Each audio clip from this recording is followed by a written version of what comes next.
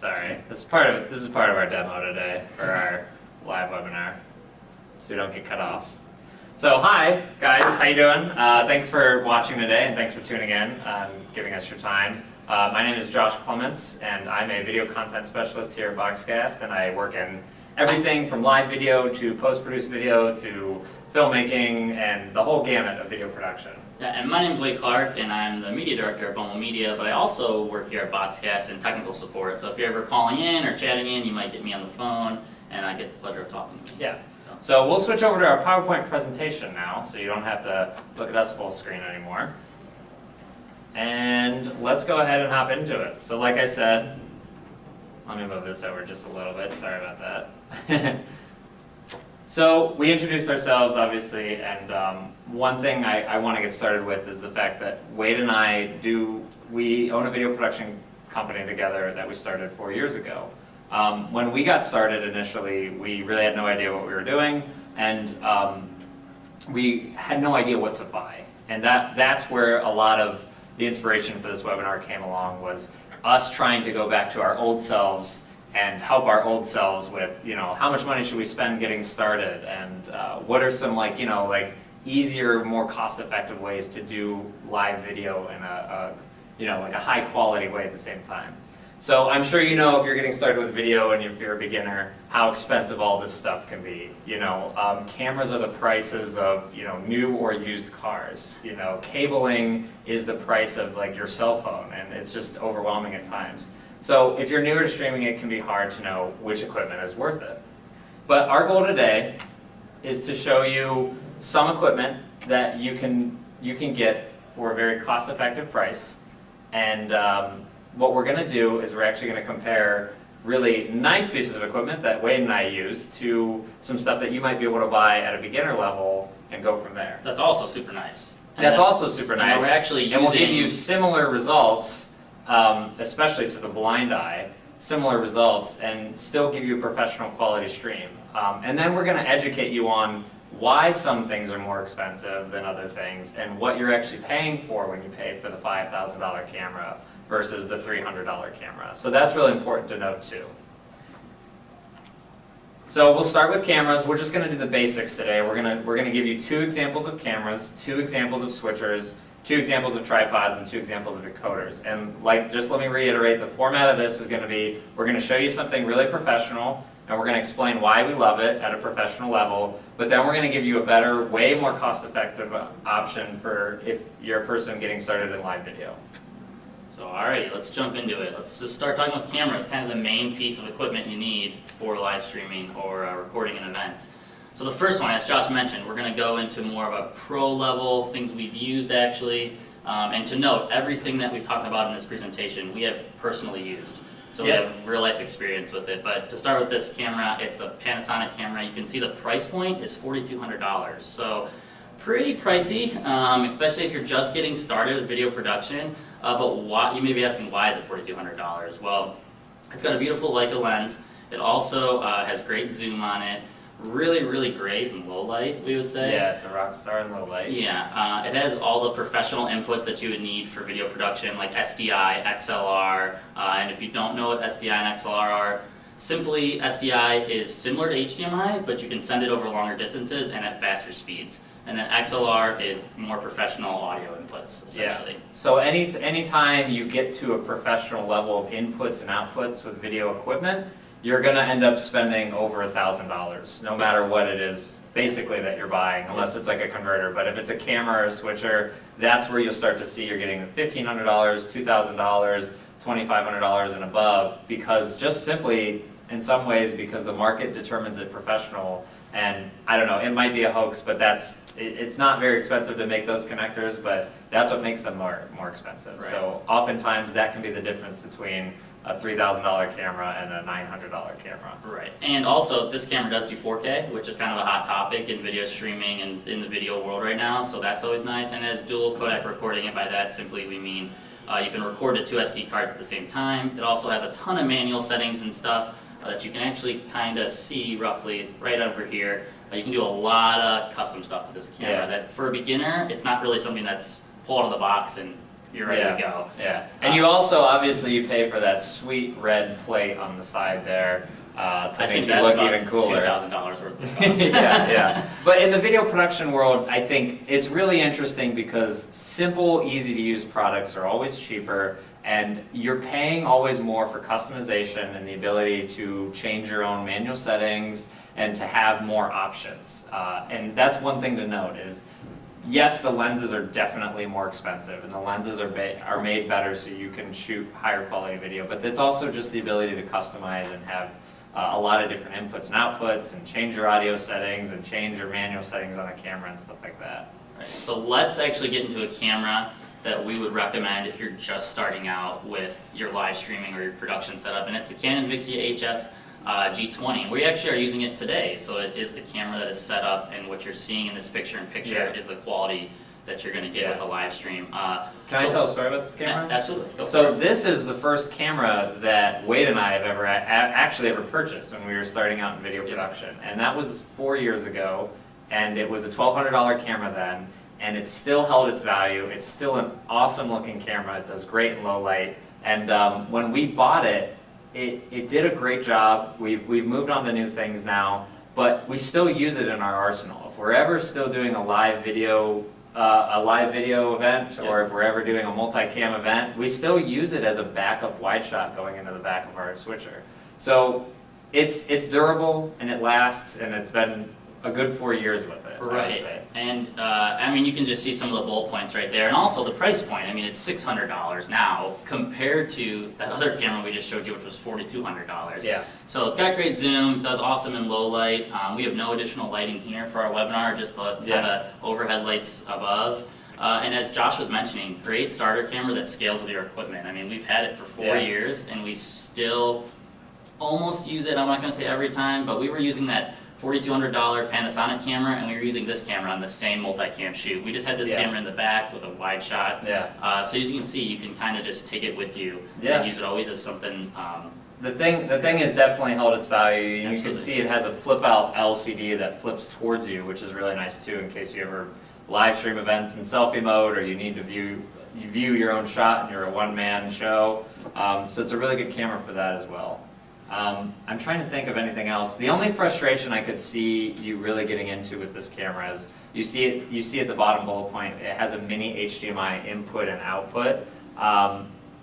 The frustrating thing about that is if you're in an unsecure environment, or you're in an outdoor environment, or where a lot of people are moving, those connectors are really tiny. And they get a little flaky, and they start to, like, the signal goes in and out a little bit. So if you're in like a high traffic area, this is probably not a camera to use for that particular use case, especially going into an encoder or switcher. Speaking of switchers, we'll now talk about switchers. This is a fun topic because the range of prices on switchers is all over the place, but today we'd like to show you some more affordable options. So we'll start with what Wade and I use right now, which is the Blackmagic ATEM 1ME. This is about $2,300 and some change, and I want to explain just really quickly why you pay for that. Well, you pay for, again, the SDI inputs, the professional inputs, the professional XLR inputs as well. And not only that, but when you're paying for a Blackmagic product, it's like buying an Apple product in the video production world. They're just really well made, they're high quality, the materials they use in them, I mean, when you buy these things, they just feel really sturdy. But there's another thing that you pay for as well too, and that's the ability to rack mount it. So if you can see these two lips on the side, on the left and right of the product, that allows you to put it in like a Gator case or some rack mounted system, or maybe like a huge video rack if you're in like a large church. So that's another thing that kind of goes with it. And then just like the camera we recommended before, it takes in 4K video. So you're also increasing your ability to have higher quality video on top of that. So, you know, graphics, lower thirds, titles, logos, a lot of switchers do that, but I would say the actual connectors and the rack mountability and the 4K video is what makes this thing so expensive. And you can, I mean, this one has 10 SDI inputs. Yeah. You could do 10 cameras if you really wanted to. If you wanted to, So- if you wanted your stream to look like an NBA game and you needed 10 cameras, you can go for it, and that's a great thing. But here's what we'll recommend today. and that's what we're actually using. You can see I've actually got it on the table here, the Roland V1 HD. We use it for our monthly webinars when it's just a small little environment like this and we don't need anything too crazy. It's an awesome plug-and-play switcher at a great price. I would say if you're new to live video switching, you've never switched before, this is a great starter switcher. If you're a one-man show, if you're on a small team, this is also another great option because it's just plug-and-play usability. You can see it's more tabletop, it doesn't rack mount. You can fit, you know, like you can palm the thing. It's smaller than the laptop, so it's just super portable. It's got 4 HDMI inputs, which is great, 4 camera shoot. You don't get that SDI capability, so if you need, you know, to send signals a long distance, it might not be the best option. But it gives you the HDMI preview and program outputs, which is really cool. You can control it manually just by clicking the buttons on here. And then let me switch to a third view actually right now. I'll turn the PIP off, just to give you an idea of kind of how this thing looks from this view. So you can do quite a bit of different things. You can control it through a PC or an iPad. There's a USB port on the back, which allows you to control it, or you can just control it on here by clicking all these different buttons. There's some cool effects, like I said, there's a picture-in-picture effect. You can program buttons to do different effects. You can do green screening, you can do logo overlays, kind of everything that you would want. So if you would just click this little A button, that would bring us back to our picture-in-picture. We can release it just as simple as that. There's a nice little fader bar, so you can do some transitions. Wow, look at that, how crazy. That is looking cool. I hope nobody uses those in their live events, but you never know. So there's a transition button there. You can do some fades. You can do fade to whites, right there. A little fade to black right there. And then not only that, but the other sweet thing on the back of this, I can't really see it here, but there's RCA inputs and outputs. This actually has a 12-channel audio mixer in it too, which is awesome because not only do you need to do video switching, but sometimes you may need to adjust your audio levels too. Now you don't have to go out and buy a hardware mixer for audio separately. So the reason we love it, it's pretty simple, but it's super easy to use. So yeah, I would say the biggest difference between the two is you can control everything on the Roland without a computer, but with that ATEM, you definitely probably need a computer hooked up to it. So it's a whole other piece of equipment that you have to dedicate to just switching for that Blackmagic product. But with this, you can just do it all right there. Yeah. So. And we'll move on from that, but if you have any other questions, we'll be happy to talk about what the Roland can do specifically. Absolutely. So let's talk about tripods, something that some people might get some sticker shock on if they're looking at more expensive tripods. I know we did when we started out, but to go with that first kind of pro-level tripod, you can see the price point is $800, and you might go, I never could imagine spending $800 on a tripod about 4 years ago. I know. My first car cost $800, so it's kind of hard to imagine just a thing with, 3 sticks and a pan bar on it. Right, but so you're asking why, essentially, would it cost $800? And really what you're paying for is you're paying for the counterbalance system of leveling shots, and you're paying for a better fluid head tripod system. Essentially what that means is there's like a fluid ball in the head of the tripod right here, which lets you pan and tilt super smooth, and you can actually control those settings with knobs where you can adjust how fast, how slow you want. And essentially it's like having manual settings on a tripod. But we did use this tripod at an event about 2 weeks ago, and all the shots the guy took with it, like the guy that was controlling the tripod and the camera, looked awesome. When he had to pan, tilt, he was following people up on stage with it, and it was really, really smooth. Why don't we tell them what they're really paying for? Okay, what you're actually paying for. Why don't we tell them what really matters here? So in Josh's mind, what really matters is the illuminated bubble level, which essentially is just a light that lets you turns on and shows you that your tripod's level. It's kind of an inside joke between us, but it does have that, which actually is nice. If you're in a dark environment and you need to level your shot, there's a little light that you can turn on the tripod. Yeah, so that's what you're really paying for. Yeah, but other things like this is it goes a pretty high height. It goes about 5'6", 5'7", so it can shoot over a general crowd of people or people sitting down. You can switch between those spiked and rubber feet. You can also, another thing you're paying for when you get more expensive tripods is the load capacity. So essentially, get heavier cameras, So when you get bigger cameras with more expensive rigs and you're going to put maybe a monitor on it and a light, you're going to need a tripod that can handle that. Like that Panasonic camera fits perfectly on this tripod. But if you were to put that Panasonic huge camera on a $50 tripod, it would probably crush the tripod and be too heavy for it. And simply, it's Yeah. overall. So I would almost say, if you are new to this and you see yourself scaling really big over time, maybe investing in a good tripod's not a bad idea if you think that your cameras are going to get bigger and heavier and stuff like that. But I also want to, let me just explain one more thing. When Wade says a true fluid head tripod system, what he means is there's actually like a ball bearing in the top of the head that is kind of like greased up and it has like some like fluid in it. The tripod actually swivels through. So that's like a true fluid head. There's actually fluid in the tripod that lets it move smoothly. Whereas the other ones that we're going to recommend today, they're not a true fluid head, but they mimic the feeling of a fluid head tripod. Right, so let's talk about best bang for your buck tripod here, the Magnus Yep. VT3000, which we Another actually, legend. yeah, which we actually bought 2 of when we started out, and they've been, once again, rock solid tripods for us. We still use them to this day. Like we were mentioning, that jet shoot we did where we were using the Canon Vixia and we were using the Panasonic. We had a Manfrotto tripod with the Panasonic on it, but we had our Canon Vixia on this guy and just had it in the back, recording, and it does an awesome job. And like Josh mentioned, it does do a pretty good job of panning and tilting up and down, but it's not going to be super smooth. It's gonna be a little jerky. Well, yeah, so if you do plan on moving a lot, maybe if you're going to do action sports or your pastor or whoever you're presenting or trying to record moves around a bunch, you might want to try looking into something with a little bit more fluid head, but this will do an awesome job if you're just going to have it stay straight on with something and shoot that way. It does have also those spiked and rubbered feet, which if you don't know exactly what that is, it's basically just down here. You can adjust those for like indoor or outdoor settings. So let's say you're going outside and shooting in a field or on a football field, put the spiked feet in so it's locked in there. And then also, if you're, let's say you're gonna go back indoors now, you can switch it to the rubber feet so it doesn't slide around. Yeah. And one thing we forgot to mention that both tripods have, and I think you should really get. It's always good for live events. Always good for live events is this mid-level spreader.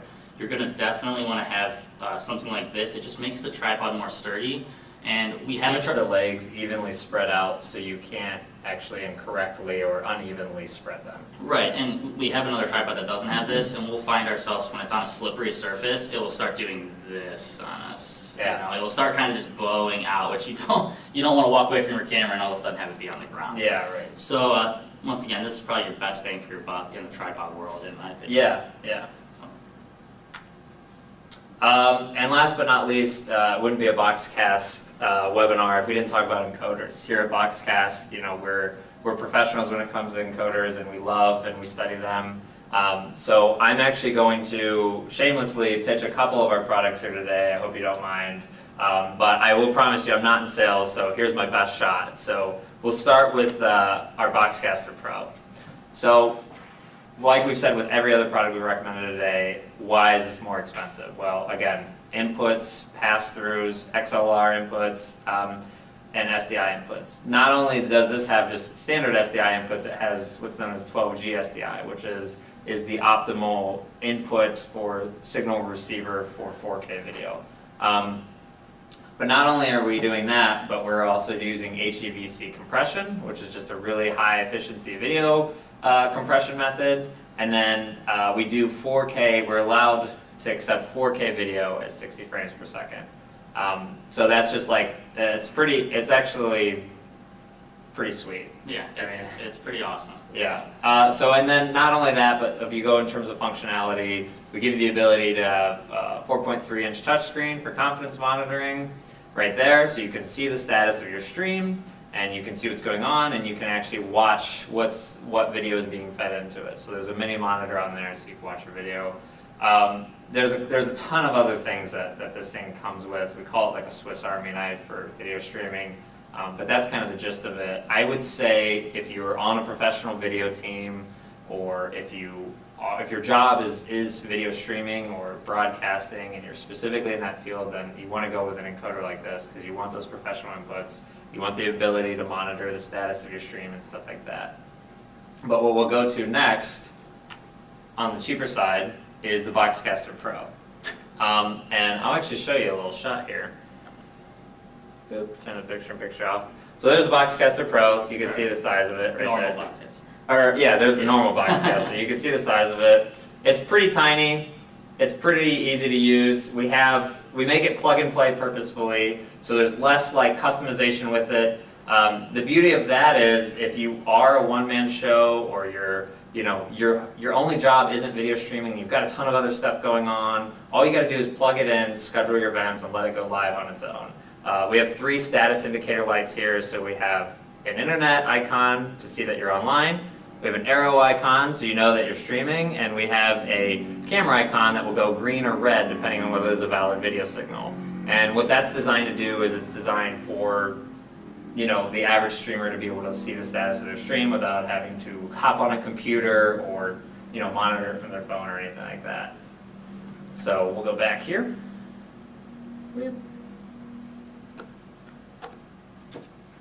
So that's another thing that's really great about it. With Boxcast, we automatically archive all your video, and we allow you to stream to Facebook Live and YouTube Live, which is really sweet. So obviously we're streaming to YouTube Live today, while we're also streaming to our Boxcast platform as well. So you could simultaneously have people watch it on your Facebook Live page and on your website, which is sweet. It allows you to serve to any size audience, so you can get thousands, hundreds of thousands, as many viewers as you want. And it's, like I said, it's fully automated, plug and play. It's probably the fastest piece of equipment that Wade and I own as far as setting it up. Absolutely. It's the most mindless piece of equipment that we own as far as setting it up.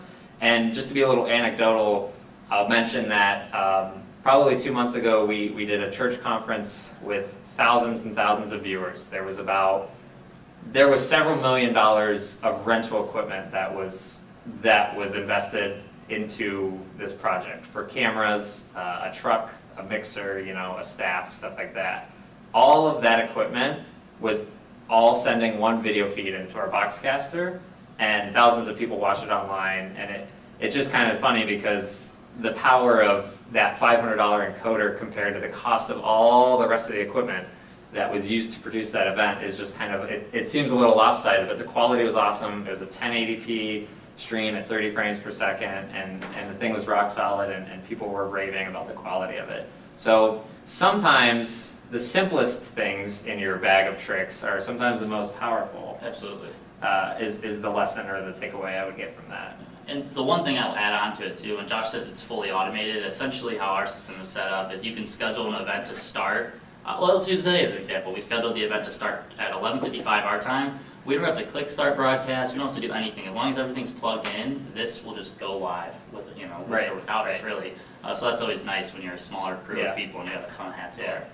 So we'll hit you with a quick summary and then we'll go ahead and take questions. So this is kind of all the pieces of equipment we've recommended to you, kind of our best bang for your buck kit, if we had to put it that way. And as you can see, we've got the Canon Vixia on there, we got the Roland on there, tripod, and the Boxcaster. If you got all those things today, it'd be about $2,300.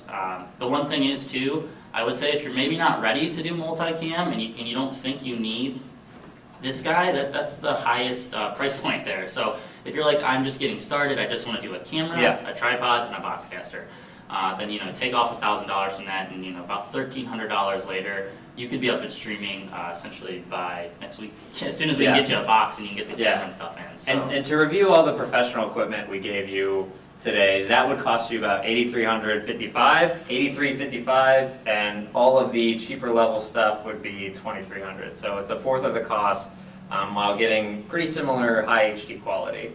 What was I going to show you too? Oh, I wanted to, in case you want to get an idea of how the Canon Vixia looks, this is a full screen of us with the Canon Vixia. We have no additional lighting, it's all natural lighting, and you can kind of see how crisp the image is without any supplement to it. The other nice thing about this camera is if you're new to video, you've never done it before, the camera does shoot in auto, but it also has a manual setting on it too. So for $600, you can start playing with manual settings on the camera and learning how to adjust white balance, learning how to adjust exposure, learning how to adjust the iris and things like that. But it's really, you could just take it out of the box and you're ready to go. So it gets you, it's a nice camera that could take you to the next level. So I think we're going to do some questions now. I think we're going to hit up some questions. Alrighty. Let's see here. Here, I'll do this one first. It's from David. It says, can you recommend a DSLR camera? We'll start with that one. And the other part of the question is, does the Roland have XLR connector for audio? So, can you recommend a DSLR camera? I work, like I said, at Boxcast in technical support, and I truly think that DSLR cameras aren't necessarily built to live stream, and a lot of them don't send what we call a clean HDMI signal. So they might have an HDMI connector, but when you send that out to the box, or you send it out even to a monitor, you'll notice that it's cropped, it's got icons all over the screen.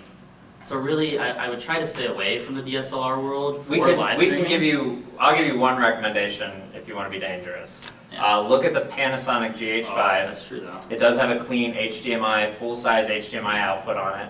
Panasonic GH5, it shoots 4K video at 60 frames per second. The thing actually does look unreal. It's pretty cinematic. It's not great in low light, we found. It's Yes. okay in low light, so if you're in a low light situation, I'd go more with a Sony camera or a Canon camera. But it's a great price it's good because if you're interested in going into 4K recording or live streaming, it could be a good camera. It does send audio embedded over HDMI, but that's, like Wade said, they're just not built as true camcorders. So if you're doing really long events, if you're doing like an hour-long live stream, you'll probably be okay. Right. But if you're doing like a 4-hour graduation or anything like that, the camera might overheat. There's like a lot of different things that go on. The battery life's not designed for it to record for that long of a time. Right. So that's why we stay away from it professionally. Now it is a nice hybrid because you can kind of combo between cool cinematic shots and recording, full-length events. But I would try looking at the GH5 before anything else. Yeah, if you're going to do DSLR. Yes. So, and the other question here, does the Roland have an XLR connector for audio? It does not. Not this version in particular, but let's say you're using your soundboard or something and you only have an XLR out. Generally, you can get a cable. You definitely can get a cable that's XLR out to RCA, and you can just plug right back in here to the Roland. So XLR to RCA converter. Right. So there's workarounds for that. I'll go to the next question from Loyola. Sorry. Is there even a point to live stream in 4K with the amount of bandwidth it would take up? So yes, there is a point, but it's not. I wouldn't say it's at like a mass level of adoption yet. Mostly because networks still need to kind of find better ways of transferring data and stuff like that. But the ability to capture in 4K is invaluable. And the ability to capture and live stream in 4K because you have an archived 4K event that you can go back in post-production and you can zoom in on different parts. Because picture with 4K, you have my hands are doing a weird thing. You have 4 1080 images within one frame. So the ability to capture that is really valuable as well. I would say, and she makes a really good point, is if you're streaming in 4K and most of your viewers are watching on a phone or even a laptop, it's barely noticeable. If you were to have a mass event, like a huge, large audience, all watching in the same room at another location, that actually would be a really noticeable difference between 4K and 1080, and that's where you would get a really good viewer experience. But you make a good point. It's not 100% there, but it's getting close. It's getting pretty close. And I would actually, if you're interested in doing anything 4K, definitely sign up for the updates on the Boxcaster Pro, just because we'll keep you updated on what's going on in that world. And then the second part of your question is, I noticed you mentioned that you're on a Wi-Fi hotspot. Is 720p enough? Absolutely. 720p is going to be a great quality. I mean, Facebook, any videos you watch on Facebook, actually they max out at 720p. They won't even give you a 1080p stream. And anything you see on your phone full screen, you can't tell the difference between 720p and 1080.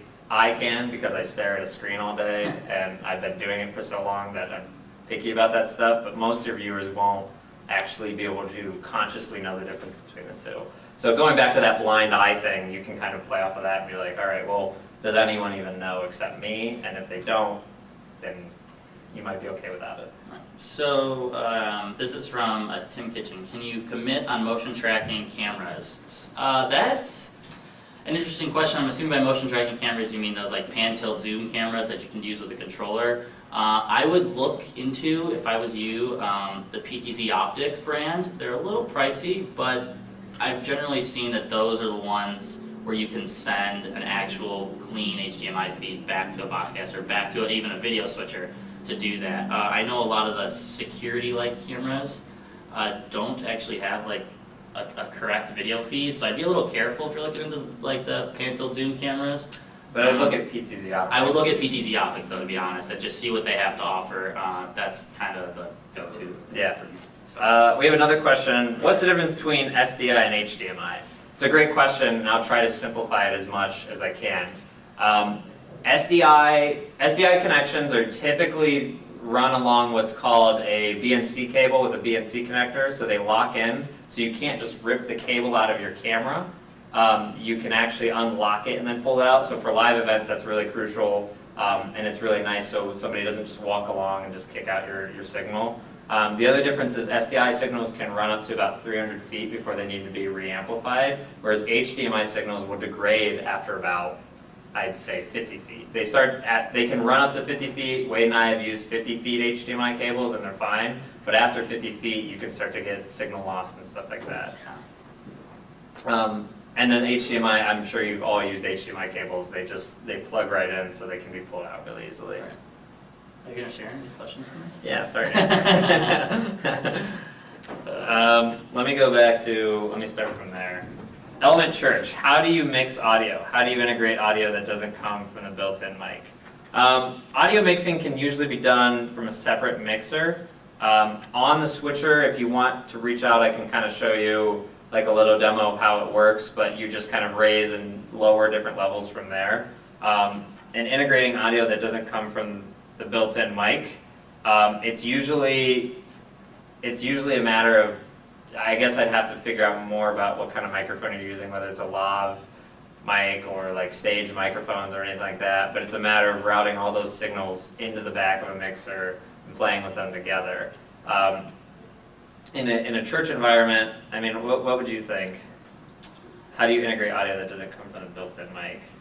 Generally, when I'm talking to people on the phone and everything, most people Because you can usually plug the microphone and mount it on the camera, or you can run it into a switcher separately. Yeah, so I would say a couple ways to approach that. Generally, if there is a soundboard anywhere in that facility, you can usually get like a line out and plug that into your video switcher, or if you just have one camera and a Boxcaster, plug it into the Boxcaster. But generally, if you can get that like mic audio right from someone presenting, that's exactly what you want to do. I think the most efficient way to answer that question, Element, is if you have just one speaker on a stage, give them a lavalier microphone, and most cameras will have audio inputs that you can input the microphone,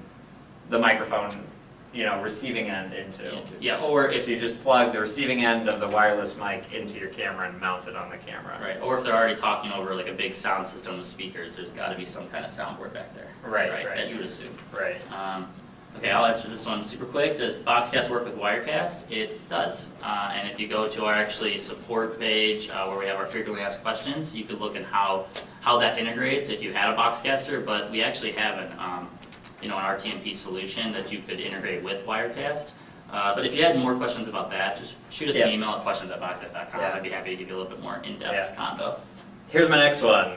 Can the Boxcaster Pro connect to the internet wirelessly? Yes, and we're actually streaming wirelessly today. We don't recommend it though because in an unsecured environment, it's probably going to drop out. Both of them will be able to do wireless streaming. Both of them connect to a Verizon hotspot or any other device. You could connect it to your iPhone theoretically, but what we hate to see, because we think your viewers are very important and their experience is really important, is we hate to see dropouts and unreliable connections, because you obviously don't want people yelling at you because they can't watch their son's game or their Sunday service because of a wireless connection. So it is possible if you're in a remote location, and we can make specific recommendations to optimize that as best as you can. I mean, Wade and I have used it. I found some success with it, but the problem is it's so unpredictable because you don't know how many people are going to be using their cell phones that day in a wireless area, or you don't know what the circumstances of the wireless network are.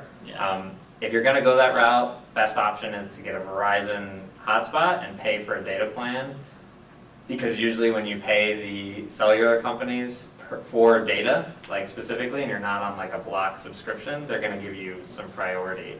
I have been in venues where the wireless connection or using a wireless hotspot worked better than the wired connection, just because I was paying for that data as I was using it, versus using whatever internet plan the venue was on. So hopefully that answers your question. Okay, so I think this is a good one that maybe we could go to. What are your thoughts on a hardware versus software encoders? My thought specifically, because we've used software encoders, the way they encode video isn't really, I'm not technical enough to explain this, but the way they encode video is a little cheaper, and it's not specialized for video streaming specifically. So we've used OBS to try to stream to YouTube Live before, and we've had all kinds of issues with it.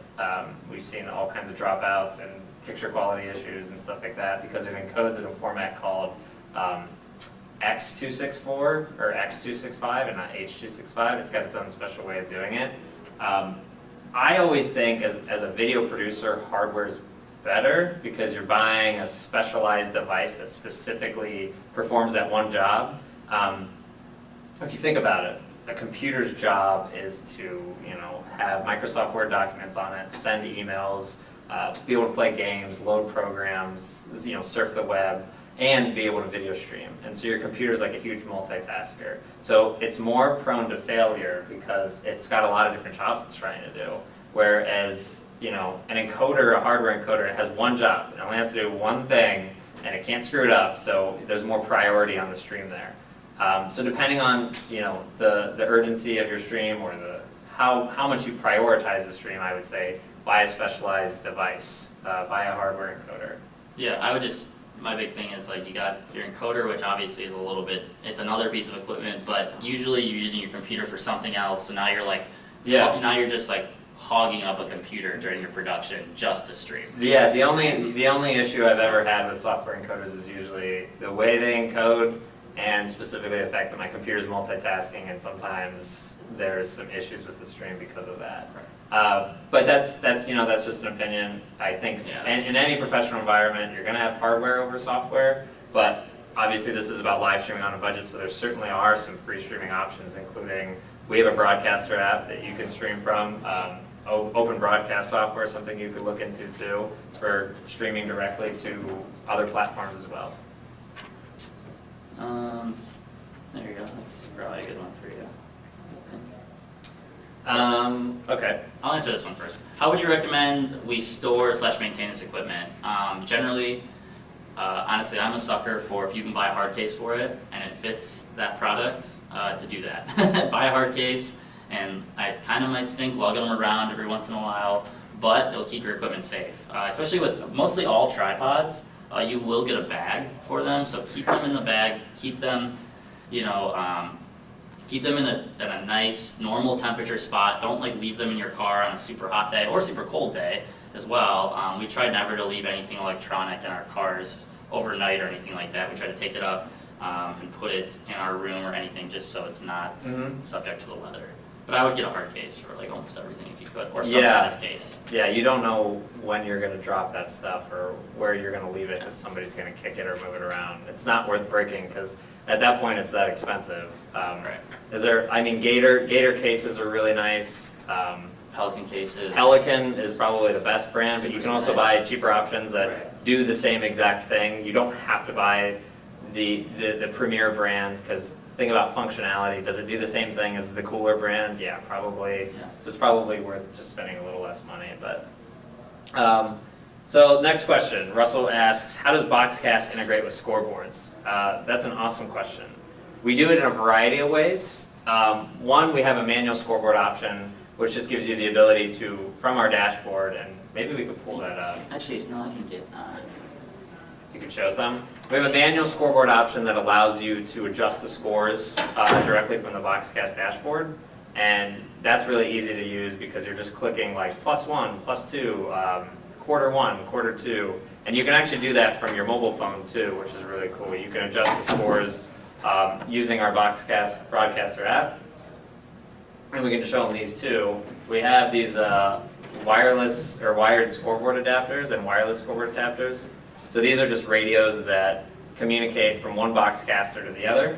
Yeah, essentially, this will plug into your scoreboard. So let's say this is a scoreboard, plug it in. This plugs into the Boxcaster, and then you can send that signal wirelessly. Yeah, So it's super easy. David asks, I have Adobe Creative Suite. Does it matter to have these options on the camera? I guess I'd have to have a more in-depth conversation with you about that, David. The Adobe Creative Suite, I think what you're asking is like the ability to have overlays and graphics and maybe stuff like that. Does that sound right? Yeah. The ability to do graphic work on your camera.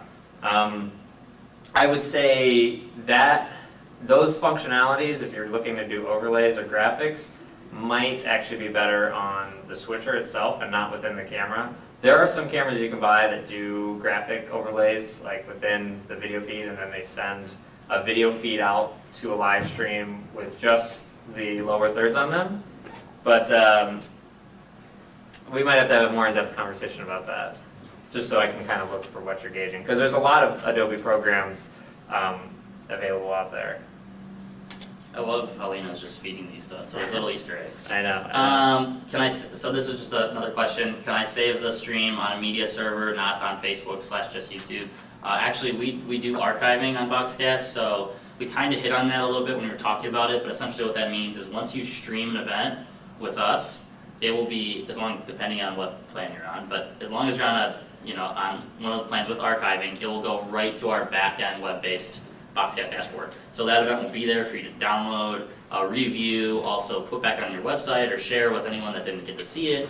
Just like this webinar, we'll have it immediately once we're done. Yeah, you'll be able to watch it right away. You'll be able to watch it right away. The nice thing about that is it's simultaneously recording and streaming, so you don't have to wait to upload video to the internet after you Right, watch. and with Facebook and It's YouTube, instantly watchable. yeah, I believe with Facebook and YouTube too, is once you're done streaming, you have the ability to post that video. So Yeah. it's archived there too as well. Right, right. Okay, David asked, does a TriCaster replace the need for the Boxcaster and a switcher? Theoretically, yes. Yes, it does. And a TriCaster can do a ton of different things. And it's good for if you have somebody that can focus their time and energy just into the TriCaster.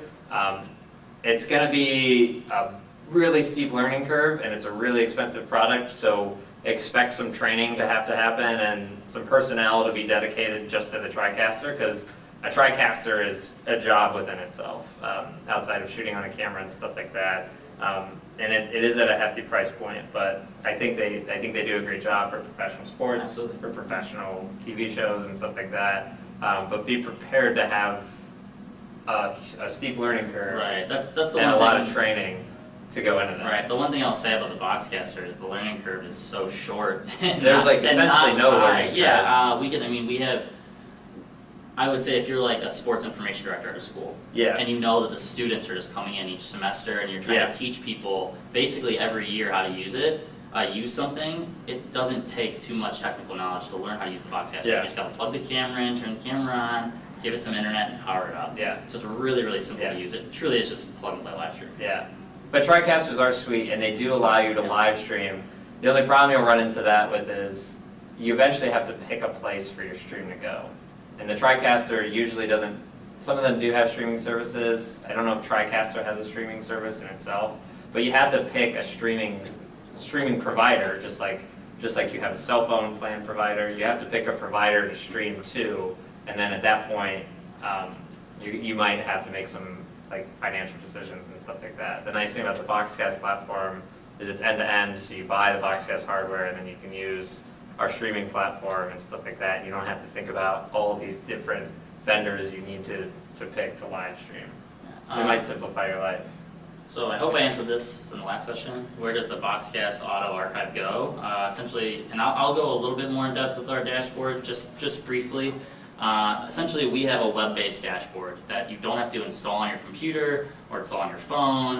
You can access it at any time as long as you have internet connection. And you log into your dashboard, and on the left-hand side, you'll see all the things you can do. You can go to the homepage. You can obviously schedule. That's where you schedule all your events, and that's where you manage all your events. Where you can see your past events, your current events, upcoming events, and then you can also from there get your embed codes to put on your website. We have a resources tab that will show you some tips and tricks and videos on how to use the Boxcaster. Just kind of like a home base for the software side of kind of live streaming. Okay. Yeah. Cool. Loyola has another question. Would you recommend HDSDI or HDMI for a second camera shooting sideline for sports? About 100 feet from the laptop. That's a great question. So there's a couple of different answers I could give you for that one. One is you can actually convert an HDMI signal to an Ethernet signal. And we've done that before, and instead of having to buy an SDI camera, which is obviously at a more expensive price point, if you already have HDMI cameras and you want to convert that HDMI signal over a longer distance and you want to send it longer, you can convert it to Ethernet, Cat5, Cat6, and then convert it back to HDMI on the receiving end, and then that's a nice way, because you get about 300 to 400 feet up to that too. Right. I think it kind of depends on your setup. I mean, if you already have an SDI camera, then yeah, definitely send an SDI signal, yeah. for sure. But if you don't have one, and you have a pretty good HDMI camera, and you're actually happy with the quality, maybe try just converting it at the moment, just converting it to Ethernet. Right. And just look up, quick Google search. I can also send you recommendations if you reach out to us. But just look up HDMI to Cat5 converter, or HDMI to Cat6 converter, or HDMI to Ethernet converter, and those will do a really awesome job. So I think. And yeah, then, I think we've answered. No, I've got 2 more. Oh, okay, after you. You've stolen all the questions from me today. Here, do you want this one? Sure. All right. Are there tripods controlled by your device? In parentheses, iPad, iPhone. I don't know. Have you seen tripods that you can control with your I've never seen a tripod controlled remotely, but there are things called pan tilt zoom cameras, commonly called PTZ cameras. We kind of mentioned that earlier. Yep. That from your phone or your device can actually let the camera zoom in, zoom out, pan up, pan left and right, and then tilt up and down. So look up PTZ cameras if you're interested in that. They can be a little bit expensive though at that point. And then last question, why are some lenses more expensive than others? So this is a very complex and really good question, I would say. The glass, a lot of times what you're paying for is the literal glass that the lens is made of. And the thicker the glass oftentimes, the better of a picture you get, because it's purely capturing that image in a better way. I'm not like a lens scientist, but I know a lot of times it's the quality of the glass you're paying for. You'll hear that quite often. The other reason some might be more expensive than others is just their ability to zoom and how far they can zoom in. On top of that, last but not least, really expensive lenses, like really high-end TV broadcast lenses, what they can do is they can allow you to zoom in on a subject without you losing aperture. You can zoom in, from very far away on Wade's face, and you could maintain a really high aperture, not lose light, and not lose any of those features that you get when you're pulled all the way out. So I hope I did a good job explaining that, but there's a lot that goes into it. On top of that, usually just branding is a big part of it. Like we said with that Panasonic lens, it's got a Leica lens, L-E-I-C-A, and Leica is just a high-end luxury lens brand. Right. So if we didn't get to any of your questions today, like I said, feel free to shoot us an email, josh.clemens@boxcast.com or wade.clark@boxcast.com. And we can answer anything more in depth exactly. So, and have a conversation. Right. All right. Well, thank you guys so much. Thanks so much for tuning in. Now I need